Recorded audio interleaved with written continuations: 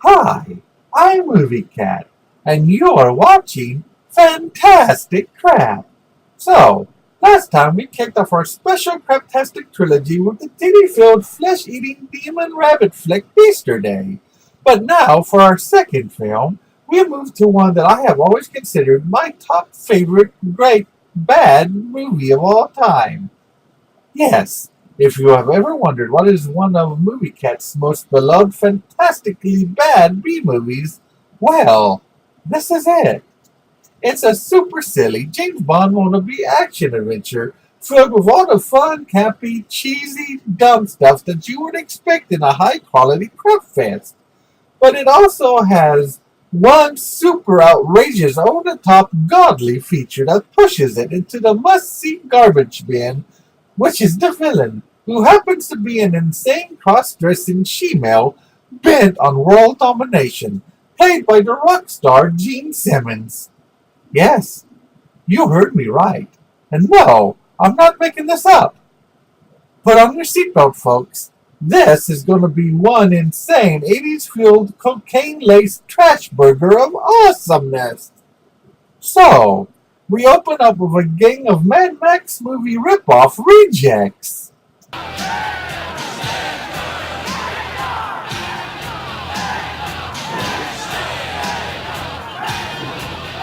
And then, the real star of the movie appears. My little turd balls. My little scumbucket. 20 seconds into this movie, and I am already intrigued. I mean, this performance. I will admit to you now that I find Gene Simmons' performance here to be one of the greatest over-the-top B-movie villain performances of all time. I mean, even in the small throwaway moments, he is just nailing it.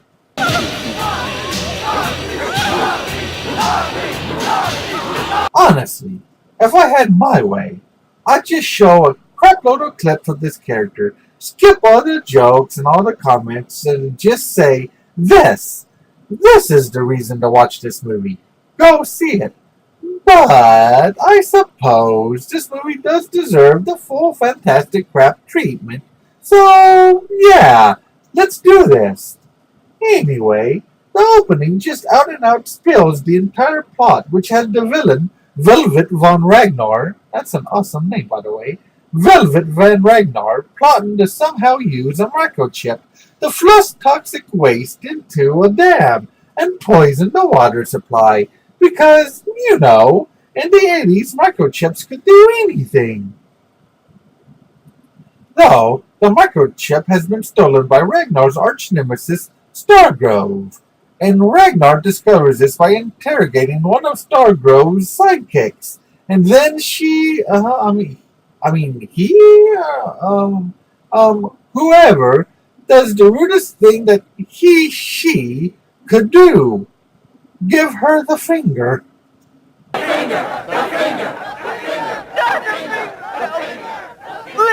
don't kill me. Get me, Stargrove! I love the simple detail put in showing that the fingernail is no longer on Ragnar's finger, meaning that it is still embedded in the woman's throat, giving the flamboyant character a darker tint, showing that she is very sadistic. We then are introduced to the hero of the film during the opening credits, played by John Stamos. But all that you find, boy, is all that you got. Stargrove, flying like you never flown. Stargrove, running to a danger zone. Stargrove. Yes, he has his own theme song. Anyway, it turns out that this Stargrove is the son and utterly clueless that his father is a super spy. Stargrove's roommate just happens to be a super smart tech whiz who loves making gadgets. Yes, his roommate is a Q ripoff. Oh, did I say ripoff? I mean homage. The fire blazer, a combination of explosive laser, sling, and some petrol. If you put too much of one ingredient, it could blow the whole dorm up. That's nice, Cliff. Well, you just know that some poor stupid thug are going to be turned into crispy critters sometime in the near future. We go back to Stargrove's dad, played by the James Bond actor that nobody remembers, George Lazenby. Actually, all joking aside, I happen to really like the one Bond movie he did, On Her Majesty's Secret Service. A real underappreciated gem. Hey, maybe I should do that movie on here one day. My source really is a source. Put a door right here. C4, please. Hey, that guy looks familiar for some reason. I cannot put my finger on it, but there is just something about this guy. I'm sure it's nothing.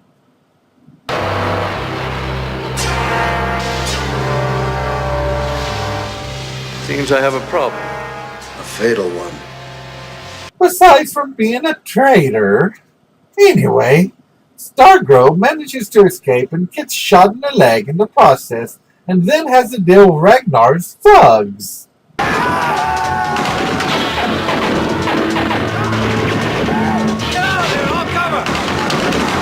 Apparently, all of his gadgets are made by the Penguin. Then, the father has a fateful meeting with Ragnar. Ragnar, I've lost too much blood for your games. Sweetheart, you're about to lose a lot more.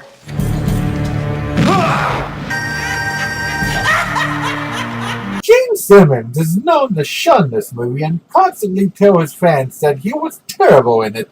But man, does it look like he was having the time of his life playing this part. The son, Lance Stargrove, inherits farmland off in the country from his dad, and he goes to see it. But it seems that it is already in use by a former associate of his father's, Danja Deering, played by Vanity.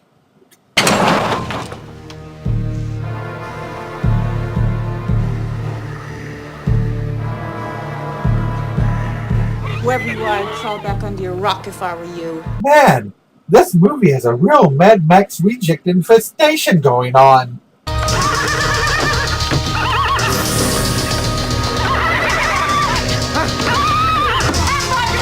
Well, she's well prepared. What is it? What's going on? Stay here. Very, very prepared. It turns out that it is just one of his late father's friends coming to give Danja some intel. So there is no current danger and everything is fine. Thank God you're all right. That barn looks like it was hit by lightning. Never mind. Also, if you did not get it already, they sum up the character of Ragnar just a bit. Any idea who could be behind this? Ragnar. Ragnar. The hermaphrodite? Half man, half woman? I thought he disappeared years ago. They go to Ragnar's club to scope it out.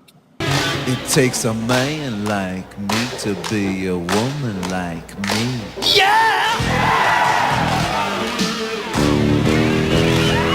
Yeah, I know. You'll never be able to unsee that. You're welcome.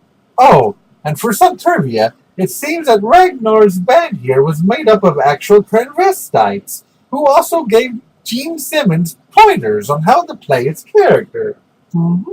Lance meets Ragnar and poses as a fan, so that he can put a listening bug in Ragnar's room. And it's a fun scene. Trade a wet kiss for this? Another time, thanks. Actually, every scene Ragnar is in is a fun scene. Lance tracks down Danja on a motorcycle while she is driving through a back road, and of course thugs attack because, this movie needs its car chase. Whoa! She morphed into another person! She really is a master super spy! Are their bikes made out of merry-go-round horses? Wow, even their vehicles are right out of a Mad Max ripoff. Lance gets attacked and horribly beat up by thugs, but then suddenly remembers that he is supposed to be the hero and decides to kick butt.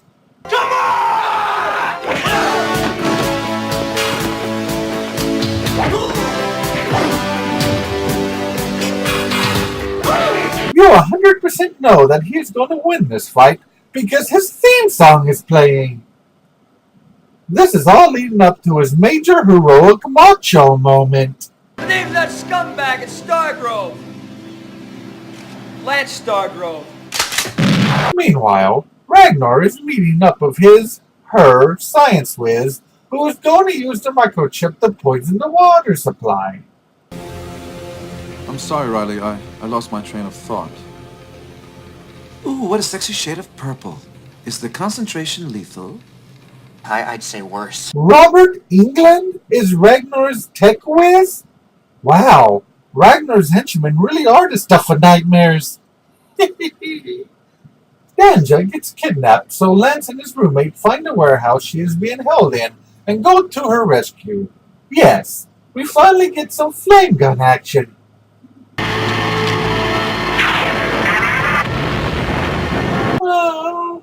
Did that thing just shoot out a Super Mario fireball? Go! Wow, his fireballs are string powered. They go back to Danja's government bosses and they decide to use Lance and Danja as bait to lure Ragnar into a trap. But guess who came up with this idea? But it's over now, since we got the disc. I don't know about that. I don't think this will stop Ragnar. He wants that disc. I have an idea. Yeah, this will definitely work out with utterly nothing going wrong. They are going to be just fine. So, while they are kept out waiting for Ragnar to attack, Danja tries her best to seduce Lance, and he tries his best to resist, which is probably one of the greatest and most strung out seduction scenes ever.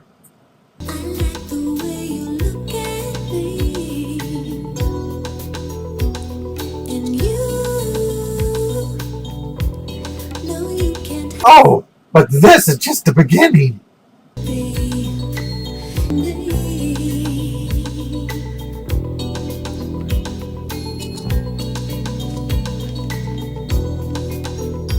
And it still goes on.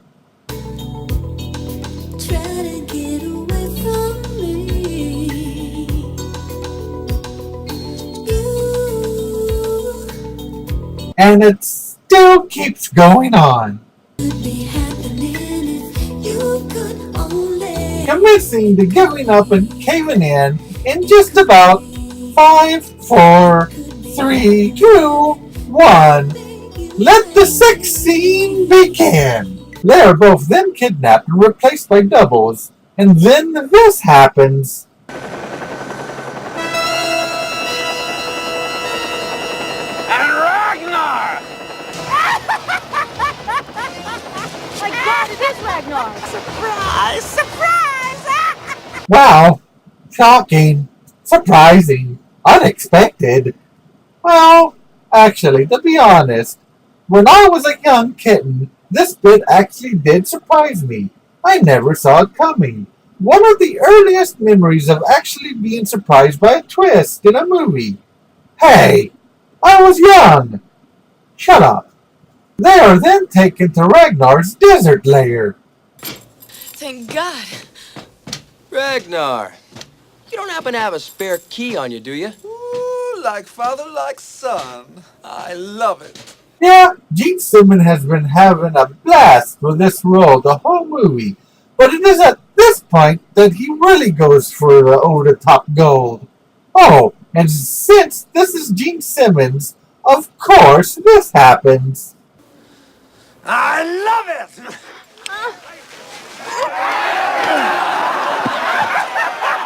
I would be concerned too.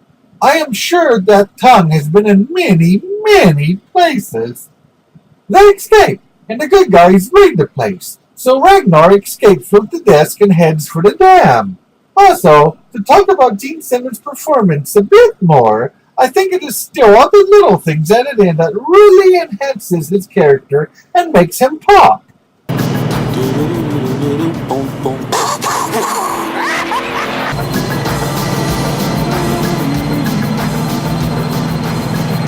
Picky, picky. And even more examples. Such a bad boy.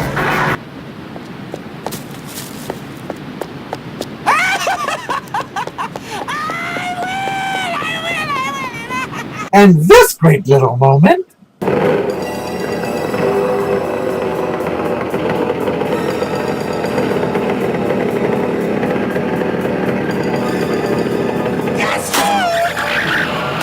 All of this was probably written in the script, but I like to think that Gene Simmons improvised most of this himself.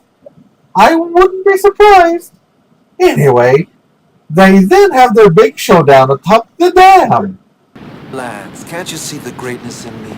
I'm female and male, man and woman. I'm better than you are! Yeah, but don't you understand something? You're only half of each. I'm a whole man. So if you'll excuse me, I don't have a lot of time here. I gotta save the world. This dialogue here is friggin' golden. It saddens me that both of these actors shun this movie. This movie is amazing. Oh!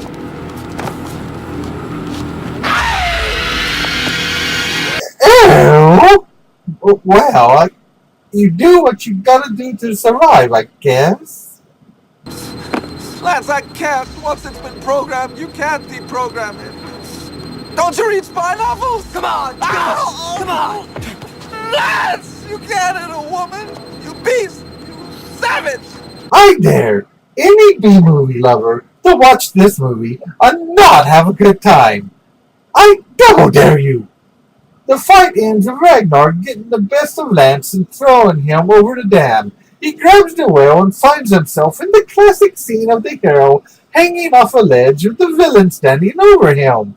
But then Lance defeats Ragnar by using her vanity against him. Her. I just want to tell you how beautiful you are. Yes. Believe it or not, this works.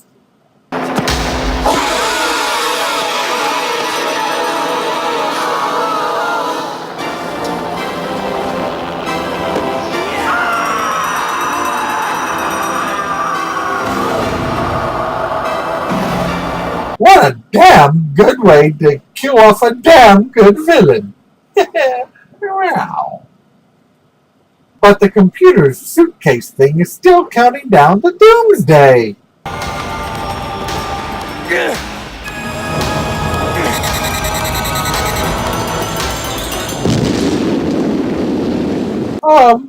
But how? Is that even possible? Whatever. Ragnar is not in the movie anymore. I've already stopped caring. Then the movie ends with Danja asking the important questions. You know, Lance, did you ever get a good look at Ragnar's body after... Don't start, Danja. Really? I think the proper procedure would be to go back and... Danja!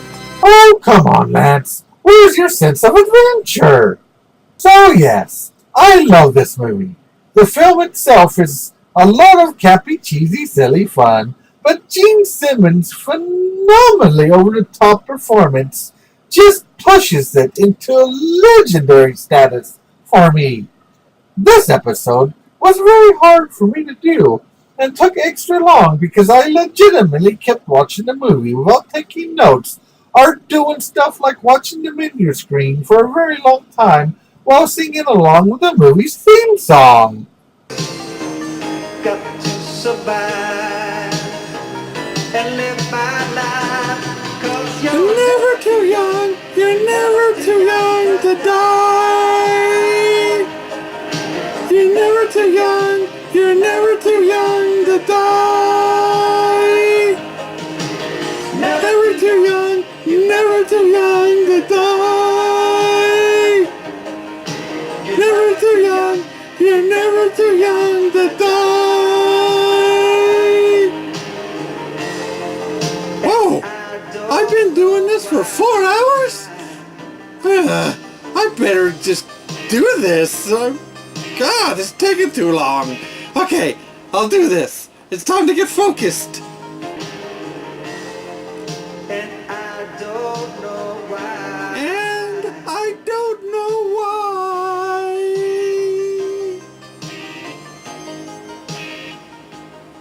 I give Never Too Young to Die 10 hairballs out of 10.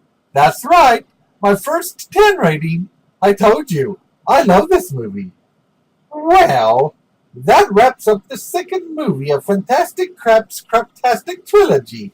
Next time, we'll wrap this up with a movie that is also Fantastic Crap's very first legit fan request. See you then!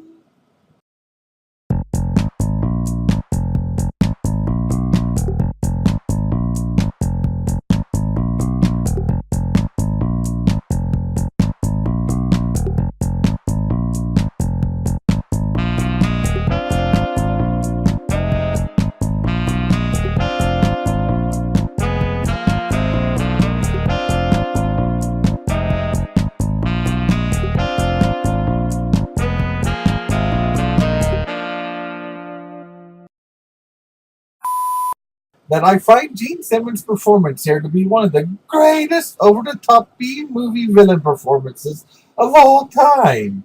I mean, even in the throw pillows. I don't know. Anyway, the opening just out and out spills the entire plot, which has the villain Valuvi. That's kind of a cool name too. Anyway, the opening just out and out spills the entire plot, which has the villain Velvet. Velvet. It's not a hard name to say. Honestly, if I had my way, well, if you had my way, that's weird. I love the simple detail put in showing that the fingernail is no longer on Ragnar's finger, meaning that it is still emboobied. It's emboobied. Then the father has a fateful meeting.